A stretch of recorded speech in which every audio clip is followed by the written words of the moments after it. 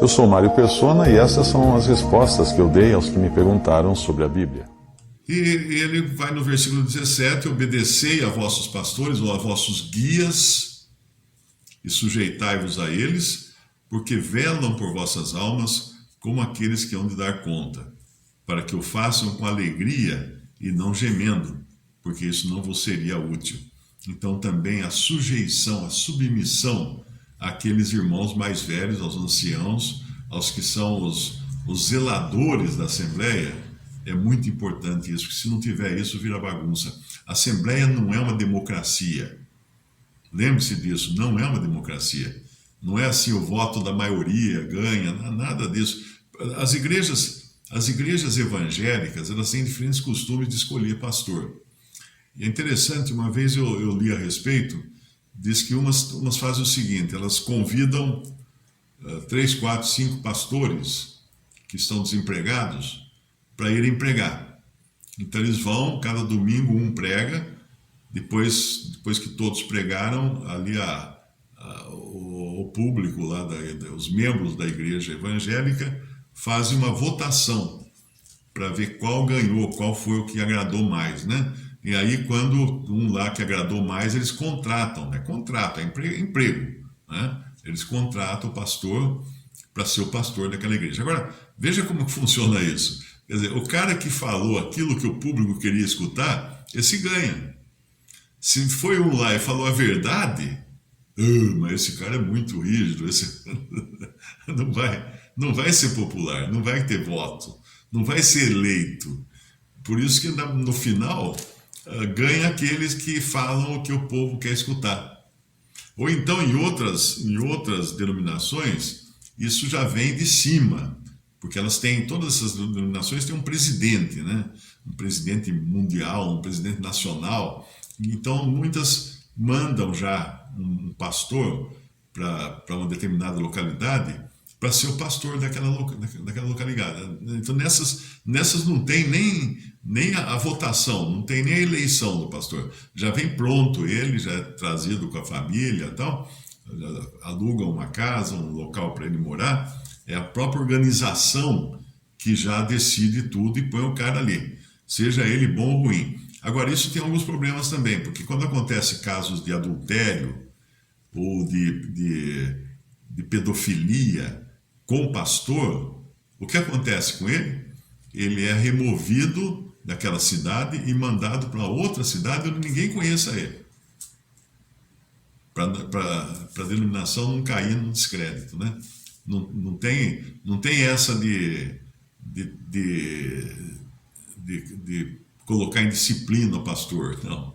E sempre lembrando, não são, como nas denominações, que tem um padre na frente, ou tem um pastor na frente. O que a Bíblia fala é de presbíteros, ou anciãos, ou bispos, plural, sempre plural. E eles não são os diretores ou dirigentes de culto, eles são os zeladores, os que estão superintendendo, né? Eles são superintendentes para ver a saúde daquela assembleia local. Então, nós quando lemos tudo isso, aí dá um toque na cabeça, a gente vê como que a cristandade se afastou tanto da sã doutrina e das verdades bíblicas. E hoje o que nós vemos por aí é uma triste caricatura do que é a igreja aos olhos de Deus. Quem escuta falar tudo isso, às vezes não está muito habituado ao funcionamento de uma assembleia. Mas não tem pastor, não tem padre, então vira bagunça, como é que é esse negócio? Nós entendemos que na época apostólica os apóstolos elegiam os anciãos ou bispos ou presbíteros de cada assembleia. De cidade em cidade, eles elegiam anciãos, presbíteros ou bispos que eram os supervisores da assembleia local. Eles não tinham poder sobre as outras assembleias. Eram supervisores da assembleia local. Então eles que mantinham a ordem nas coisas, eles que cuidavam verificavam as necessidades, viam problema de fraqueza de alguém, disciplinar também, alguém que precisasse colocar em disciplina. Esses irmãos, então, se reuniam e lidavam com esse assunto. Isso é como é feito hoje, só que com a diferença de que hoje não são eleitos por apóstolos, porque nós não temos apóstolos. Então são irmãos que o Espírito Santo coloca no coração uma responsabilidade. E eles respondem a essa responsabilidade cuidando das coisas. Tipo quem vê a pia cheia de louça vai lá e lava, né? Como é que ele saiu de lá foi? E ninguém mais teve essa ideia, porque ele tem essa iniciativa. Então são irmãos que vão ter iniciativa de cuidar dos problemas e das dificuldades da Assembleia. Por isso que existe ordem, existe cuidado. E por isso que aqui fala para lembrar desses guias, porque esses são os que trabalham em favor da Assembleia local. Agora, acontecem umas coisas meio estranhas, porque a maioria vem de sistemas religiosos onde tem um chefe, né? Tem um líder, tem um presidente mundial, ou tem um bispo regional, ou qualquer coisa assim. Então, não são poucas as vezes que eu recebo mensagem de algum irmão ou de alguma irmã reclamando do que está acontecendo na Assembleia onde ele está, né? Mas a mais comum é: os irmãos estão demorando demais para me receber a comunhão. Mário, o que você pode fazer aí para eu poder começar a partir o pão? Então eles olham para mim como se eu fosse o bispo geral, o dono da igreja, né? O presidente da instituição. E eu deixo claro o seguinte: você tem que resolver isso aí, com os irmãos aí. Eu não sou ninguém aí na sua Assembleia. Você tem que resolver.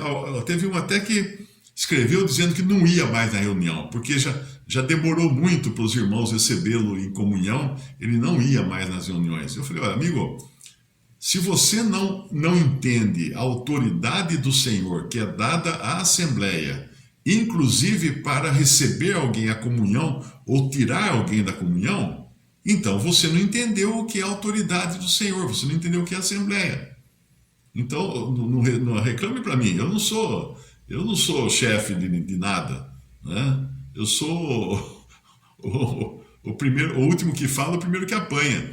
Você tem que apresentar isso ao Senhor em oração e respeitar a decisão da Assembleia local. Porque se você não está conseguindo respeitar uma decisão da Assembleia para ser recebido à comunhão, como que vai ser depois que você estiver em comunhão e a Assembleia, os irmãos, detectarem alguma coisa, algum problema com você de pecado, ou de andar, ou de mau testemunho? O que você vai fazer? Você não vai aceitar, você vai brigar, vai falar: não, ninguém manda em mim, eu que sou eu sou dono da minha cabeça, eu que faço as coisas. Você não vai, se não entender que numa Assembleia local existe a autoridade do Senhor delegada à Assembleia, você não está entendendo o que é estar congregado ao nome do Senhor. Um grande problema que nós vivemos hoje, no século... Que século nós estamos falando? 21, né? 21.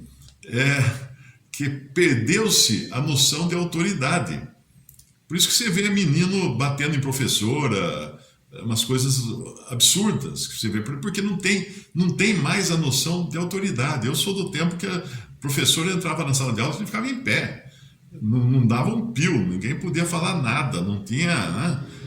Hoje os caras batem na professora, xingam a professora, fura o pneu da professora. Tem uma irmã aí que está escutando isso, que está aqui no grupo, ela sabe o que é isso, porque acho que mais de uma vez furaram o pneu do carro dela, os alunos dela, né?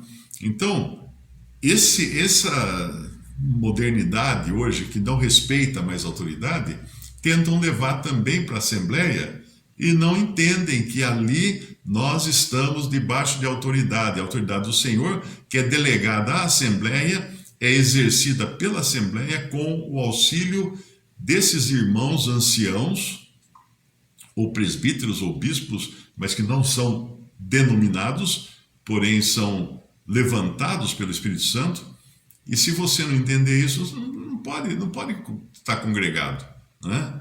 Você não entendeu o básico, que a ordem existe. Existe uma ordem. Então tem que ter paciência, tem que orar pelos irmãos que têm que tomar decisões, que têm que analisar, avaliar as questões. Tem que orar, porque não é fácil também.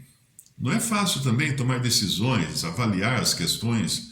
É complicado. Tem coisas complicadíssimas que às vezes aparecem para os irmãos mais velhos que estão cuidando de uma assembleia. Então eles precisam de orações também, para serem fortalecidos, para tratar dos assuntos e não desanimarem, né? Porque senão viraria uma coisa, ninguém quer nada com coisa nenhuma, não fica ninguém assumindo responsabilidades, aí acaba, né? Aí acaba. Visite respondi.com.br. Também 3minutos.net. Baixe os e-books ou adquira os livros.